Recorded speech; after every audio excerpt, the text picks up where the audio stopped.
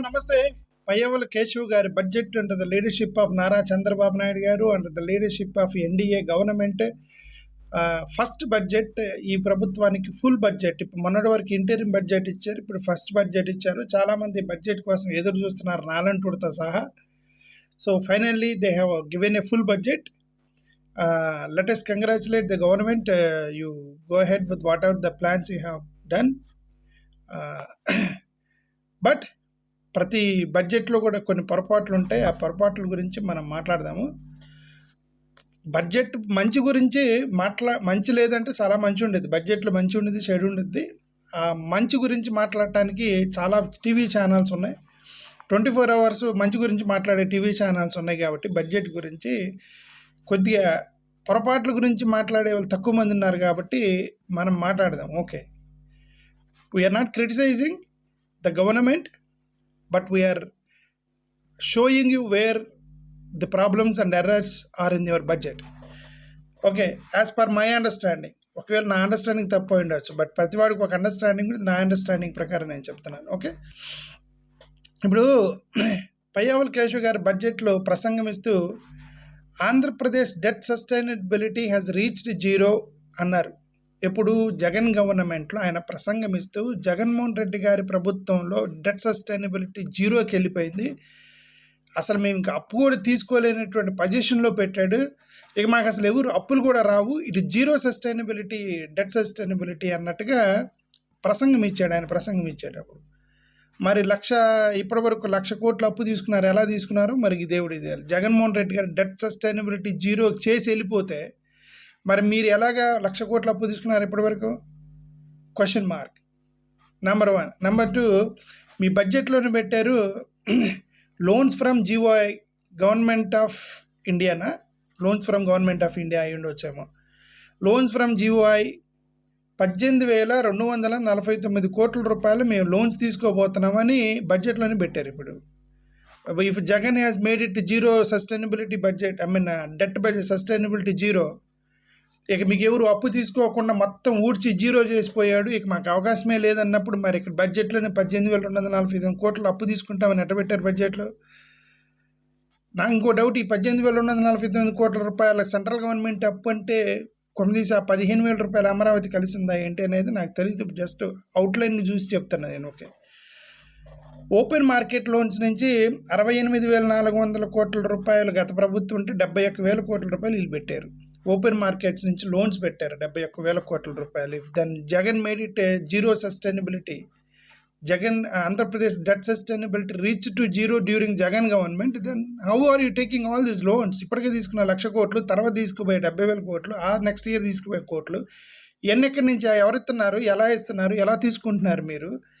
Jagan zero మొత్తం అప్పులు మొత్తం ఊడ్చేసుకొని పోయి మాకు అవకాశం లేదంటే అంతా కూడా ఏంటంటే కావాలని చెప్పేది. ఇలాగానే ఎంత ఊరికే పొలిటికల్ ఏమంటారు ఎలిగేషన్స్ అని ఒకటి అర్థమైంది. రెండోది, చంద్రబాబు నాయుడు ఏమంటే ఎన్టీ రామారావు గారిని ఇప్పుడు ఇది రెండోసారి వీళ్ళు అవమానించడం. బడ్జెట్ పెట్టిన ప్రతిసారి జగన్మోహన్ రెడ్డి గారిని తిట్టాల్సిన వాళ్ళు మీరు జగన్మోహన్ రెడ్డిని తిట్టండి, జగన్మోహన్ రెడ్డి మీ అపోనెంట్ గారు తిట్టండి. ఎన్టీ రామారావు గారు ఫోటో పెట్టుకొని ఎన్టీ రామారావు గారు ఫోటోతోటి మీరు గెలుస్తూ ఎన్టీ రామారావుని చూపించి ఓట్లు అడిగి ప్రతిసారి ఎన్టీ రామారావు గారిని అవమానించడం అనేది మంచిది కాదు కదా. ఎన్టీ రామారావు గారిని అవమానించడం మంచిది కాదు. ఇప్పుడు ఈ బడ్జెట్లో కూడా మళ్ళీ అవమానించారు వీళ్ళు. ఇక్కడ పయ్యావుల కేశవ్ గారు ఈ బడ్జెట్లో మాట్లాడుతూ ఒక స్టేట్మెంట్ వాడారు. ఇదేంటంటే 1995లో చంద్రబాబు నాయుడు గారు గవర్నమెంట్ తన చేతిలోకి తీసుకున్నప్పుడు జీతాలు పే చేయడానికి కూడా అవకాశం లేనటువంటి దరిద్రమైనటువంటి ఆర్థిక వ్యవస్థ ఉంది 1995లో. అలాంటి సిచ్యువేషన్ ఇప్పుడు జగన్మోహన్ రెడ్డి దగ్గర నుంచి 2024 తీసుకున్నప్పుడు అదే పొజిషను. జగన్మోహన్ రెడ్డి కూడా 24లో విధ్వంసం సృష్టించాడు. ఆ రోజు 1995లో ఆయన తీసుకున్నప్పుడు ఎంత కష్ట పరిస్థితుల్లో ఆర్థిక విధ్వంసంలో ఉంది, ఆ విధ్వంసంలో ఇప్పుడు మళ్ళీ రెండోసారి పెట్టారు అని అన్నారు. కరెక్ట్, జగన్మోహన్ రెడ్డి గారి విధ్వంసం అన్నారు మీ అపోనెంట్. కానీ 95లో మీరు గవర్నమెంట్ తీసుకున్నప్పుడు ఎవరండి ప్రీవియస్ గవర్నమెంట్? ఎన్టీ రామారావు కదా.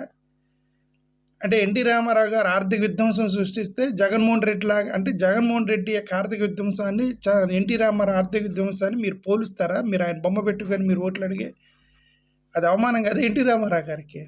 అంటే మీకు తెలిగి పెట్టారా, అలా కావాలని పెట్టారా, ఇండైరెక్ట్గా వేస్తున్నారా ఎన్టీఆర్ గారిని అనేది ఇంక దేవుడికి వదిలేయాలి. ఓకే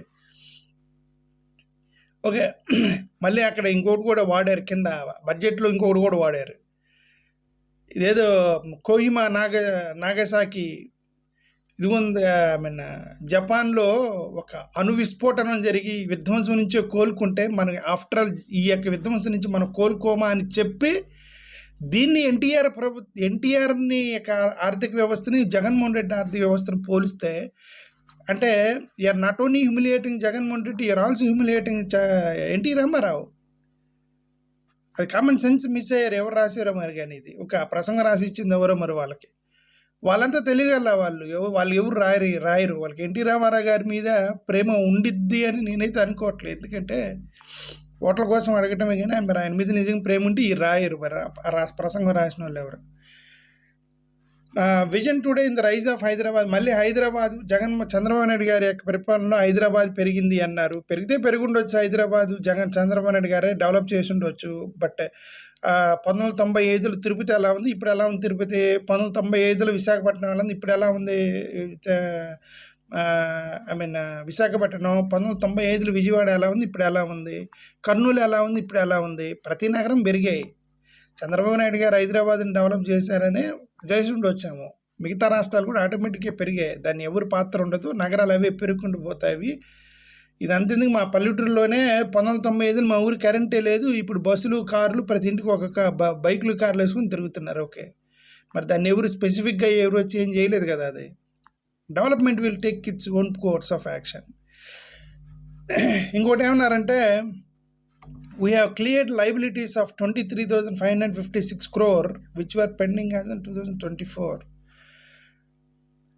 ఇప్పుడు జగన్మోహన్ రెడ్డి గారు దిగిపోయేసరికి 23,556 కోట్ల రూపాయల అప్పు ఉందంట. ఐ మీన్ పెండింగ్ బిల్స్ పెట్టి వెళ్ళారట. మరి ఇది పెండింగ్ బిల్స్ పెడితే ఈ పబ్లిక్ డెట్ రీపేమెంట్లో అది రిఫ్లెక్ట్ అవ్వాలి కదా. పబ్లిక్ డెట్ రీపేమెంట్లో వీళ్ళు 21,102 కోట్ల రూపాయలు చూపించారు. పెండింగ్ ఎంత ఉందంట, జగన్మోహన్ రెడ్డి దిగిపోయేటప్పటికే 23,556 కోట్ల రూపాయలు పెండింగ్ బిల్స్ ఉంటే, లైబిలిటీస్ ఉంటే, మరి ఇక్కడ పబ్లిక్ డెట్ రీపేమెంట్ మీరు 21,000 అంతకంటే తక్కువ చూపించారు. మేబీ నేను మిస్అండర్స్టాండ్ చేసుకున్నానేమో. అది వేరు ఇది వేరా, మరి నాకైతే ఇది కన్ఫ్యూజన్ ఉండి మీకు చెప్తాను. అది మేబీ ఎవరైనా ఫైనాన్షియల్ ఎక్స్పర్ట్స్ ఉంటే మీరు దాన్ని అర్థం చేసుకోండి. 93 సెంట్రల్లీ స్పాన్సర్డ్ స్కీమ్స్ అని ఆపేశాడట జగన్మోహన్ రెడ్డి గారు. నేను మీకు ప్రతిసారి ఇదే చెప్తున్నాను. ఆ 93 సెంట్రల్ స్పాన్సర్డ్ స్కీమ్ జగన్ ఆపేసిన ఏదో లిస్ట్ పెట్టండి దయచేసి. వచ్చినప్పుడల్లా మీడియా ముందుకు వచ్చి 93 సెంట్రల్ స్పాన్సర్డ్ స్కీమ్స్ ఆపాడు. దాని బదులు ఆ 93 అయితే చెప్తే మేము వెరిఫై చేస్తాం నిజంగా ఆపాడా లేదో. ఓకే ఇంకొకటి, as per the first advance estimates 2024-25 బడ్జెట్లో రాశారు. ఇది 2024-25 ఫస్ట్ అడ్వాన్స్ ఎస్టిమేట్స్ ప్రకారం అట GSDP has grown at the rate of 12.9% అంట. 12.94% అంటే 13% జిఎస్డిపి ఆంధ్రప్రదేశ్లో పెరిగిందట. ఎస్టిమేట్స్ అడ్వాన్స్డ్ అట under the leadership of Chandrababu Naidu గారు అని వీళ్ళు రాశారు బడ్జెట్లో. రిమెంబర్, ఇప్పుడు ఇది ఎన్డీఏ గవర్నమెంట్ ఆంధ్రప్రదేశ్లో. జస్ట్ నెలల క్రితమే కదా central government NDA government budget ఇచ్చింది. Central government NDA government budget వచ్చింది జస్ట్ నెల క్రితం. ఇది ఎన్డీఏ గవర్నమెంట్ బడ్జెట్, అది కూడా ఎన్డీఏ గవర్నమెంట్ బడ్జెట్. ఆ ఎన్డీఏ గవర్నమెంట్ బడ్జెట్లో ఆంధ్రప్రదేశ్ జిఎస్డిపి ఎస్టిమేషన్ ఎంత ఇచ్చారండి? ఇది ఇక్కడ PRSindia.org వాళ్ళు ఆ బడ్జెట్ని అప్లోడ్ చేశారు. ఏది నిర్మలా సీతారామన్ గారు పెట్టిన బడ్జెట్ని అప్లోడ్ చేశారు. ఆ బడ్జెట్ అప్లోడ్ చేస్తే దానిలో పేజ్ నెంబర్ 15 నా డిస్క్రిప్షన్లో దాని లింక్ ఇస్తా చూసుకోండి మీరు. Page number 15 estimated GSDP of Andhra Pradesh presented by Nirmala Sitharaman in Andhra Pradesh in central budget 7%. వీళ్ళు 12.94% మేము ఎస్టిమేటెడ్ జిఎస్డి రాబోతుందని వీళ్ళు పెట్టుకున్నారు. మరి ఇంకా ఇది ఎన్డీఏనే, అది ఎన్డీఏనే, ఇది ఎన్డీఏ ప్రభుత్వమే, అది ఎన్డీఏ ప్రభుత్వమే, ఇది బడ్జెట్, అది బడ్జెట్. వాళ్ళే మాట్లాడుతున్నారు. ఇక్కడ 13% అంటున్నారు, వాళ్ళు 7% అంటున్నారు. మనం ఇంకేదైనా ఇంక దేవుడికి వదిలేయాలి. ఓకే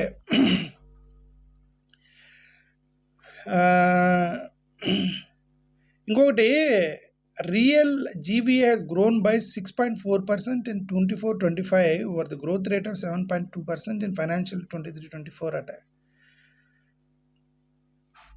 ఇది తర్వాత చూద్దాం, నాకే అర్థం కానప్పుడు నేను స్కిప్ చేస్తాను. ఓకే, ఇనిషియేటెడ్ ది ప్రాసెస్ అని అన్నీ నాకు అర్థం అవ్వాలని ఏం లేదు, నాకు అర్థమని మీకు చెప్తున్నా. Initiated the process for 16,347 teachers recruitment. ఇది నేను చాలాసార్లు చెప్పా. ఈ 16,347 టీచర్ల మెగా డిఎస్సి ఇచ్చేయమన్నారు. ఈ 16,347 మెగా డిఎస్సిలో 6,100 జగన్మోహన్ రెడ్డి క్యాన్సిల్ చేసి ఇచ్చారు. ఒక 2,000 3,000 కాంట్రాక్ట్ ఉద్యోగులను తీసి ఇచ్చారు. 10,000 పోతే వీళ్ళు ఇచ్చింది 6,000. ఇంకా 6,000కి మెగా అని పెట్టడం వేస్ట్. అది సరే చెప్పుకున్నారు, దాని ఇంతవరకు ఎగ్జామ్ కూడా పెట్టలే దానికి.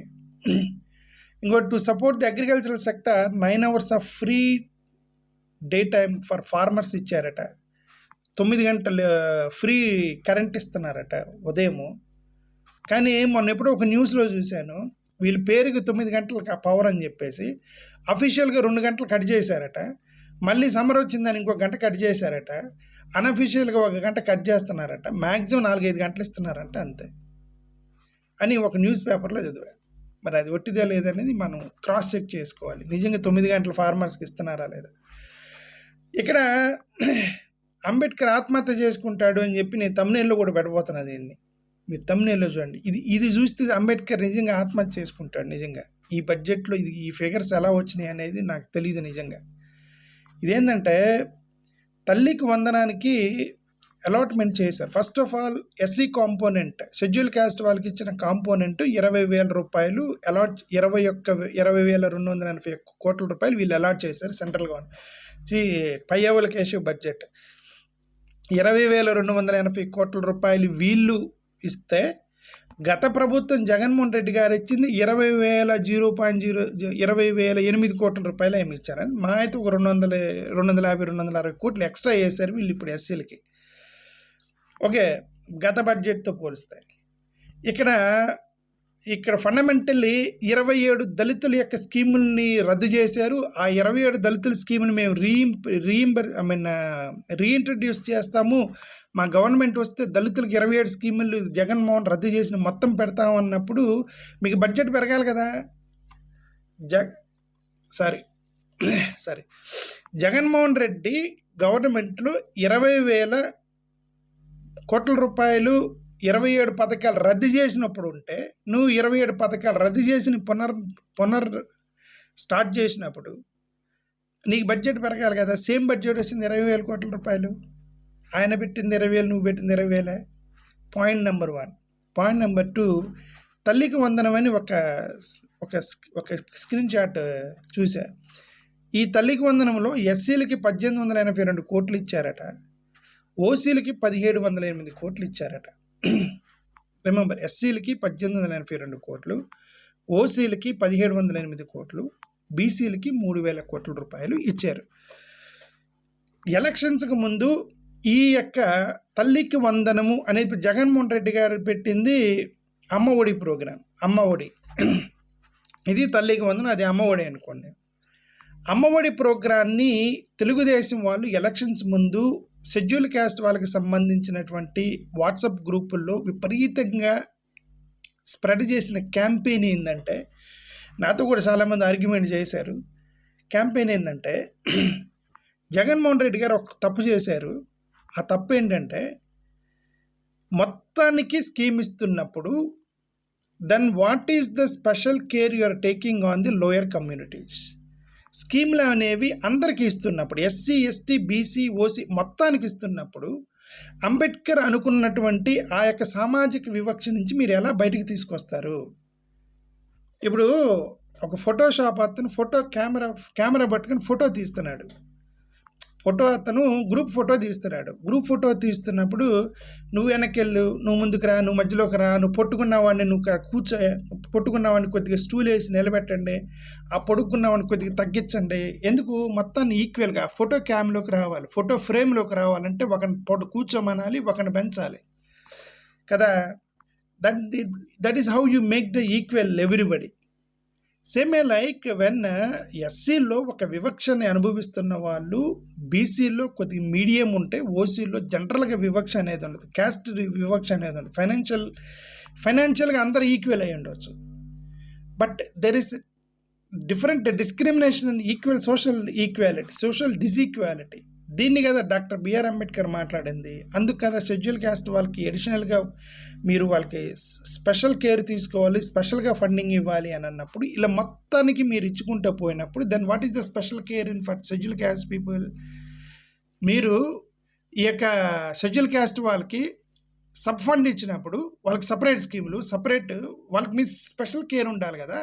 ఇప్పుడు ఈ తల్లికి 100, ఎస్సీలకి 1800, ఓసీలకి 1700, బీసీలకి 3000 మీరు ఇచ్చినప్పుడు ఇదే అమ్మఒడిలో జగన్మోహన్ రెడ్డి గారు చేసినప్పుడు అంబేద్కర్ అనుకున్నటువంటి ఆశయాన్ని మీరు నీరుగార్చారు. ఈ యొక్క వర్షన్ ఎవరిదంటే బీజేపీ ఆర్ఎస్ఎస్ వాళ్ళు ప్రమోట్ చేసేటువంటి వర్షన్ ఇది. బీజేపీ ఆర్ఎస్ఎస్ వాళ్ళకి ఒక సపరేట్ వర్షన్ ఉంది. వాళ్ళు ఏంటంటే అందరూ సమానమే, ఎకనామిక్ అంటే ఎకానమీని బట్టి రిజర్వేషన్స్ ఇవ్వాలి, ఎకనామిక్ కెపాసిటీని బట్టి రిజర్వేషన్స్ ఇవ్వాలి, ఎకనామిక్ కెపాసిటీని బట్టి మీరు ఉద్యోగాలు ఇవ్వాలి.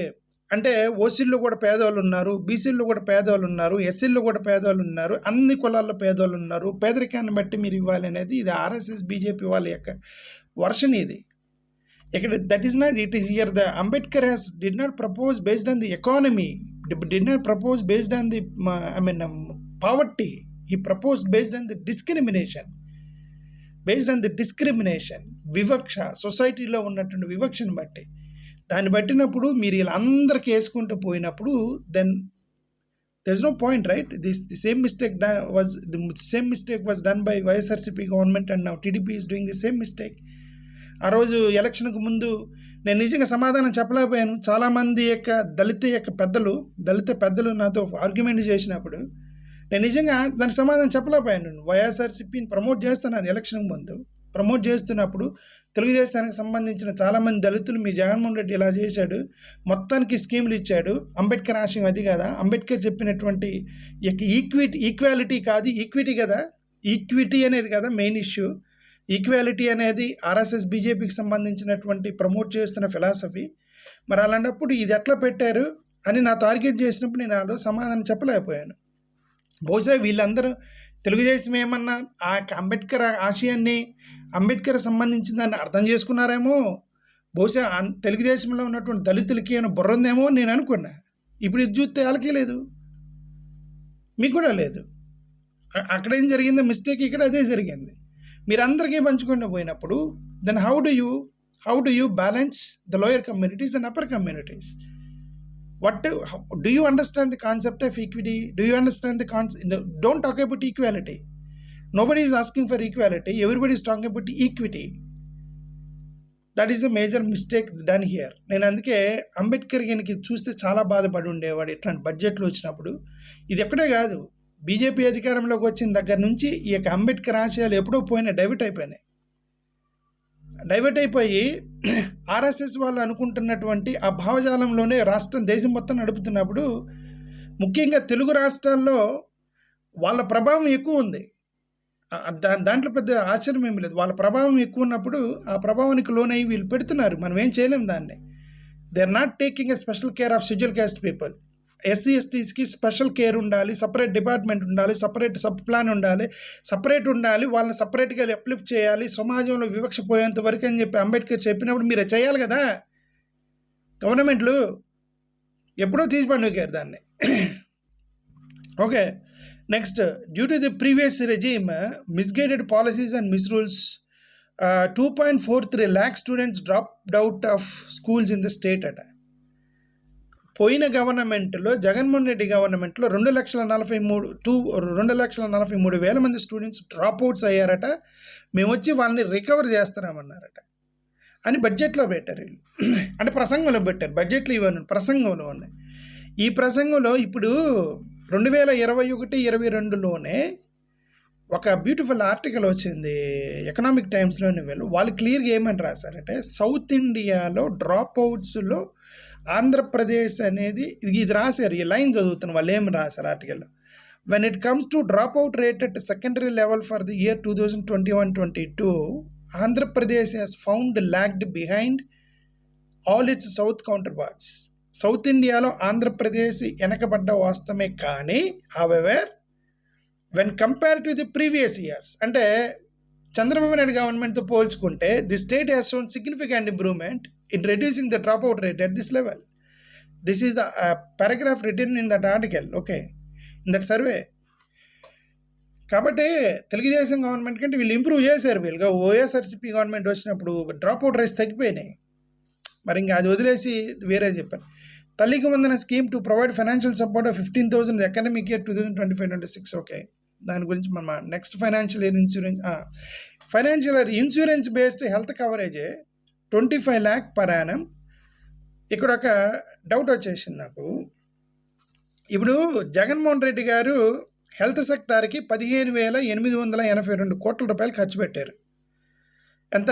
15,882 కోట్ల రూపాయలు జగన్మోహన్ రెడ్డి గారు ఖర్చు పెడితే మీరు ఫైనాన్షియల్ ఇయర్ ఇప్పుడు మీరు బడ్డెన్ అవుతుంది, మేము డబ్బులు కట్టలేకపోతున్నాము, ఆరోగ్యశ్రీకి డబ్బులు ఇవ్వలేకపోతున్నాము, కాబట్టి మేము హెల్త్ సెక్టార్కి మేము ఇన్సూరెన్స్ పాలసీకి వెళ్తున్నాము అని చెప్పి ఇన్సూరెన్స్ సెక్టార్లోకి వెళ్ళారు. ఇప్పుడు మీరు వెళ్ళినప్పుడు మీ డబ్బులు తగ్గాలి కదా. మీరు జగన్మోహన్ రెడ్డి గారు 15,000 రూపాయలు మీరు అలొకేట్ చేసినప్పుడు మీరు ఇన్సూరెన్స్ సెక్టార్లోకి వెళ్ళినప్పుడు, ప్రైవేట్ సెక్టార్లోకి వెళ్ళినప్పుడు బెనిఫిట్ చూపించాలి కదా. మరి ఇక్కడ you shown 19,264 rupees on health and medical sector. మరి దీంట్లో ఎంత ఆరోగ్యశ్రీకి ఇచ్చారో, జగన్ గారు ఆరోగ్యశ్రీకి ఎంతకి ఇచ్చారో అనేది మనం కంపేర్ చేసి చూస్తే కానీ ఇది ఏం జరిగింది అనేది మనకు తెలియదు. తర్వాత పోలవరానికి సంబంధించింది ఐ రిమెంబర్ చంద్రబాబు నాయుడు గారు 2019లో ఒక అసెంబ్లీలో ప్రసంగం ఇస్తూ ఆయన ఓడిపోయినప్పుడు ప్రతిపక్ష నేతగా ఏమన్నారంటే, నా ప్రభుత్వంలో 72% పోలవరం ప్రాజెక్టు నడిచింది, కంప్లీట్ అయిపోయిందని ఆయన అన్నారు. 72% కంప్లీట్ చేశాను అన్నారు. ఇప్పుడు బడ్జెట్లో 73% పోలవరం ప్రాజెక్ట్ కంప్లీట్ అయింది, 2027 కల్లా మేము కంప్లీట్ చేస్తా ఉన్నారు. 2019లో 72%, 2025లో 73%. అంటే 5 సంవత్సరాల్లో జగన్మోహన్ రెడ్డి పోలవరాన్ని కంప్లీట్ చేసింది 1%. జస్ట్ 1%. నమ్మశక్యంగా ఉంది అది, ఏదో తేడా ఉంది దాంట్లో పోలవరానికి సంబంధించి. Okay, our government has secured investment commitments worth 6.3 lakh crore worth potential of 4 lakh jobs. Major investors include NTPC, green energy, Aircel metal, steel, ఇవన్నీ పాత NHPC, BPCL, Reliance, LG electronics, TCS, Tata power, Greenko, వీళ్ళందరి దగ్గర నుంచి మేము ఉద్యోగాలు 4 లక్షలు ఇచ్చామని చెప్తున్నారు. అవన్నీ పాత కంపెనీలే, మళ్ళీ చెప్తూ ఉంటారు, వదిలేని దాని సంగతి. The state suffer losses of more than 1.29 crore due to staff burden, inefficiencies government. Okay, 10 crore for development of promotion of Telugu language. Telugu లాంగ్వేజ్కి మీరు 10 కోట్లు 100 కోట్లు ఇచ్చినా సరే మీరు హిందీని అపోజ్ చేయట్లేదు. Hindi imposition you are not opposing. Hindi వచ్చిందని తెలుగు భాషను మింగేస్తారు. ఇది 100% మింగేస్తారు. మీరు దాన్ని అపోజ్ చేయకుండా మీరు 100 కోట్లు ఇచ్చిన మీరు తెలుగు భాషను కాపాడలేరు. మీరు నిజంగా తెలుగు భాష మీద ప్రేమ ఉంటే యూ టెల్ టు మోడీ గారు that don't impose Hindi on us. Okay, ఇది ఎవడో తమిళనాడుకి సంబంధించిన సమస్య మంద కాదు అనుకోకండి. ఆ తమిళనాడుకి ధైర్యం ఉంది చెప్తున్నాడు, మీకు ధైర్యం లేదు కానీ మీరు మాట్లాడట్లేదు, సింపుల్గా చెప్పాలంటే. Okay, so the revenue deficit 38,000. ఎవరో ఫోన్ చేస్తున్నారు ఇప్పుడు, ఇది మొత్తం కట్ అయిపోయింది నా ప్రజెంటేషన్ మొత్తం. నేను ఫ్లైట్ మోడ్లో మర్చిపోయాను. The revised estimate for revenue expenditure for financial year 2024 is 2